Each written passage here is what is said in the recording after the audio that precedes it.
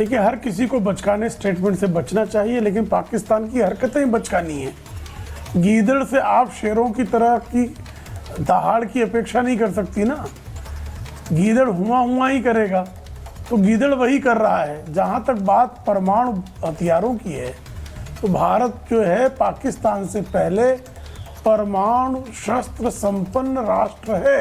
हामिद खान जी को और भारत ने अगर मान लीजिए प्रत्युत्तर दे दिया, तो आप कल्पना कीजिए कि भारत का तो हो सकता है उन्होंने कभी परमाणु शस्त्र का प्रयोग किया तो हमारा थोड़ा डैमेज होगा, लेकिन अगर भारत ने परमाणु शस्त्र का प्रयोग कर दिया तो पूरा पाकिस्तान कब्रिस्तान में तब्दील हो जाएगा।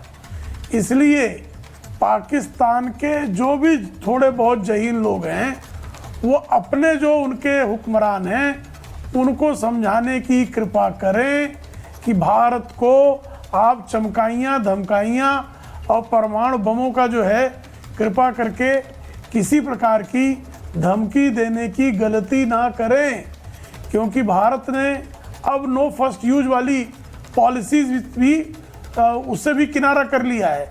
हमको अगर आवश्यकता पड़ गई तो हम किसी भी स्तर तक जा सकते हैं।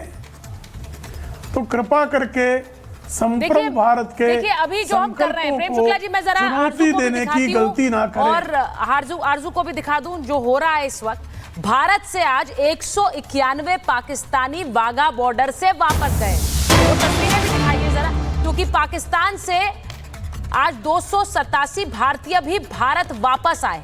2 दिन में 229 पाकिस्तानी भारत से गए हैं। अब आज गृह मंत्री ने एक बैठक की थी अलग अलग सीएम्स के साथ और कहा कि आपके इलाकों में जितने भी पाकिस्तानी हैं उन्हें चिन्हित करिए, उन्हें वापस भेजिए।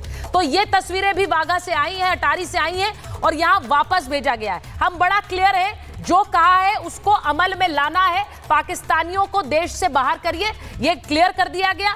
जो राजनयिक संबंध है उन्हें किस तरह से खत्म करना है, उसको भी, उस पर भी अमली जामा पहनाया जा रहा है। और कैसे वो वाटर ट्रीटी जिसे अभी रोका गया है उस पर काम करने के लिए भी एक बैठक हो रही है। मैं एक चीज सीधी ये बात पूछना चाह रही हूं आरजू, क्योंकि यहां पर लगातार एक बार जीडी बख्शी सर के पास जाएंगे। जीडी बख्शी सर, ये जो बार बार कहा जा रहा है न्यूक्लियर बॉम्ब है हमारे पास, न्यूक्लियर बॉम्ब, हम इन्हें जमीनी लड़ाई में हरा नहीं सकते हैं, तो न्यूक्लियर बॉम्ब की सर कितने इर्रिस्पॉन्सिबल हाथों में न्यूक्लियर बॉम्ब है, इसका भी एहसास होता है।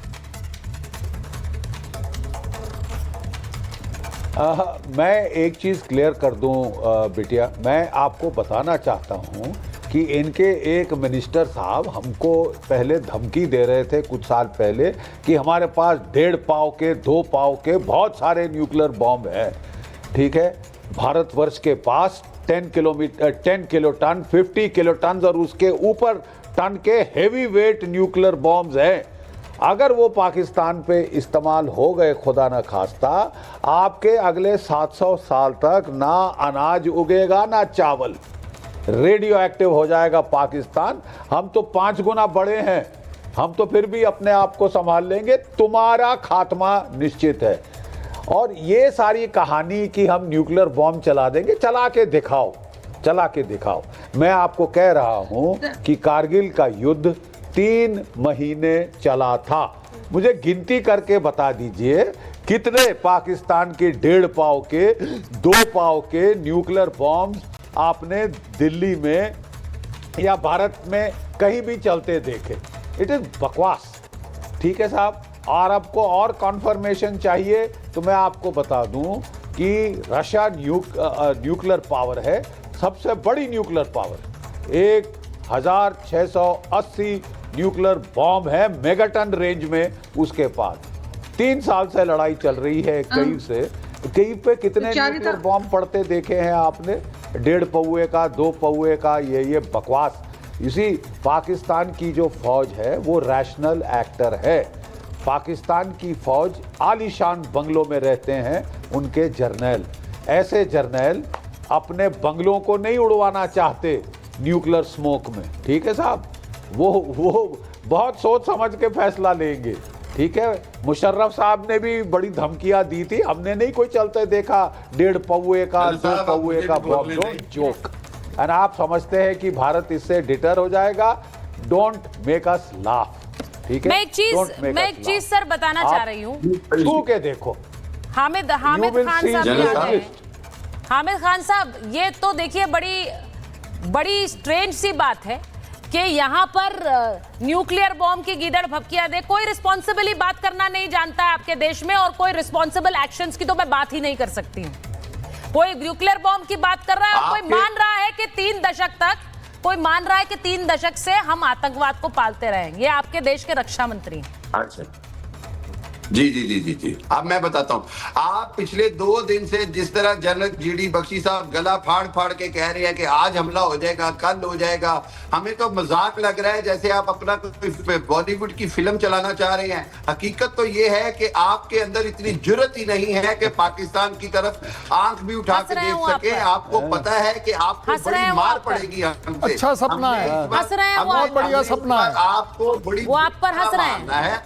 जनरल जीडी साहब, अब आप सुन लें जरा मेरी बात। वो हंस रहे हैं, सुन नहीं रहे हैं, वो हंस रहे हैं। बात सुनिए, अगली बात सुनिए। परमाणु बम की जो हम धमकी देते हैं वो इसलिए नहीं है कि हमने आपको डराना है, हम सिर्फ आप दुनिया को बताना चाहते हैं कि मोदी का पागलपन जो है वो दुनिया को क्या कॉस्ट करेगा। मोदी का जो पागलपन है, जो झूठ है, जो फॉल्स फ्लैग है, उसकी वजह से पूरी दुनिया खतरे में आएगी। और हम पाकिस्तानी जो हैं, हम ये बात जानते हैं कि हम अभिनंदन हामिद साहब देखिए, मैं सिर्फ ये पूछना चाह रही हूँ, कोई जिम्मेदारी आप जीडी बख्शी साहब के बारे में बोल लीजिए, वो सब सच, वो अपने देश के लिए एक्शन प्लान आगे की बात रखते हैं। आपको उससे समस्या होगी क्योंकि आपके देश में सिर्फ आपके देश में सिर्फ खून खराबे का प्लान बनता है, सिर्फ खून खराबे का। हामिद साहब नहीं, ये इस बयान का मतलब क्या है, मुझे ये बता दीजिए। आपके अपने रक्षा मंत्री कह रहे हैं हम 3 दशक से आतंकवाद को पाल रहे हैं। नहीं, उन्होंने That is an admission of guilt. That is an admission of killing people. आपको क्या मैं इसको जवाब वो आपके रक्षा मंत्री है कि नहीं है? इसने तो है कि नहीं है आपके रक्षा मंत्री? अगली बात, हामिद साहब आपके रक्षा मंत्री है कि नहीं है, मुझे बताइए। ख्वाजा कौन है उनको नहीं पता। जो गठजोड़ है, हामिद साहब को लीजिए प्लीज। आपका जो गठजोड़ है, आपने मोदी साहब को कश्मीर बिठा दिया, लेकिन खुद कश्मीरी जो आजादी मांग रहा है, जो खुद कश्मीरियों पे आपने फिर कल से जुल्म शुरू कर दिया है। पिछले 2 दिन से सैकड़ों कश्मीरियों को आपने गिरफ्तार और कत्ल कर दिया है।